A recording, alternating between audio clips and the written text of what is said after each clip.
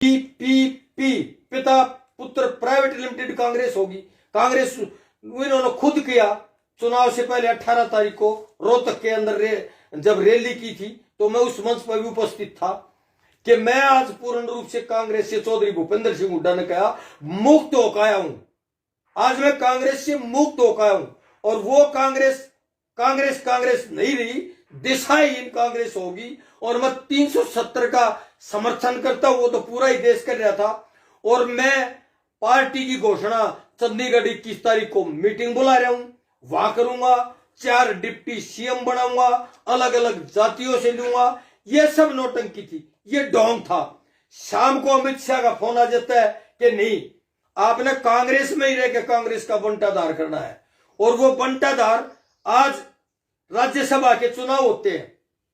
Are के आनंद Congress party का और इनेलो का चौटाला साहब से समझौता करके समर्थन मांगा सोनिया ने और दे दिया कि बीजेपी का विरोध करना है मेरे को। बीजेपी किसान विरोधी पार्टी है चौटाला साहब ने, तो 21 वोट इनेलो ने समर्थन में डाल दी कांग्रेस के उम्मीदवार के आर के आनंद की।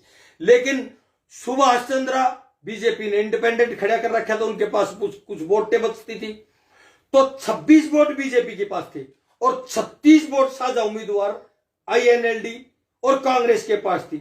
और 36 वोट वाला हार जाता है और 26 वोट वाला जीत कर राज्यसभा में जाता है। 12 वोट चौधरी भूपेंद्र सिंह हुड्डा कैंसिल कराता है और अपनी कोरी लेकर आता है। तो मैं ये पूछना चाहता हूं कि बीजेपी से मिला हुआ कूड़ है और जिसको अपनी वोट नहीं मांगनी आती या डालनी आती तो फिर वो दूसरों की किस आधार पर मांग रहे हैं? क्या उनका दुरुपयोग नहीं कर देंगे वहां जाने के बाद में?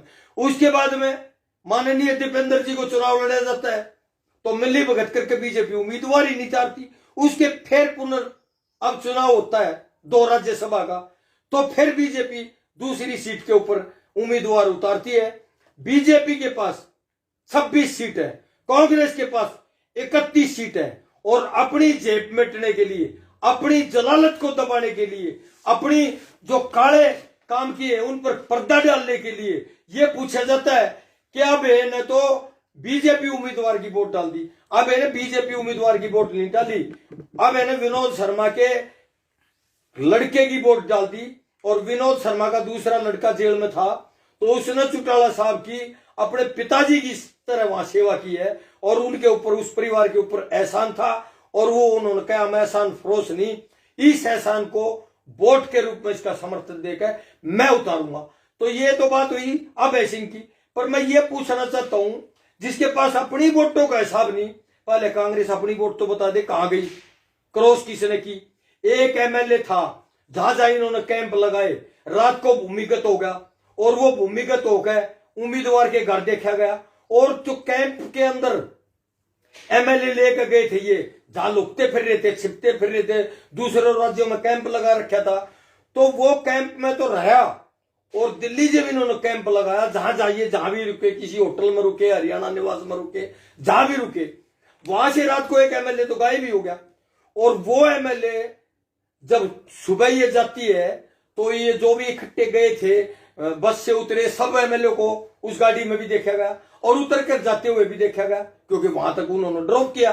और वो एमएलए जो आज हरिश्चंद्र होने का रोल कर रहा है, ज्यादा चिकनी चुपड़ी बोते लगा रहा है, जो खून बहाने की बात कर रहा है, जो गुर्दे देने की बात कर रहा है, जो मुख्यमंत्री बनाने की बात कर रहे हैं, वो एमएलए अकेला सब विधायक प्रवेश करने के बाद में अपनी गाड़ी के अंदर गया है। अगर मेरी बात झूठ है तो कांग्रेस पार्टी बताए जो रात को गायब हुआ था वो एमएलए कौन था, स्पष्टीकरण दे।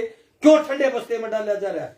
क्यों इस बात को आज दरकिनार किया जा रहा है? क्योंकि जनता की आंखों में धूल झोंक है, सत्ता प्राप्त करने का जो भिन्न भिन्न प्रकार का ढोंग किया जा रहा है वो करना है, अपनी गलतियों पर पर्दा डालने का काम करना।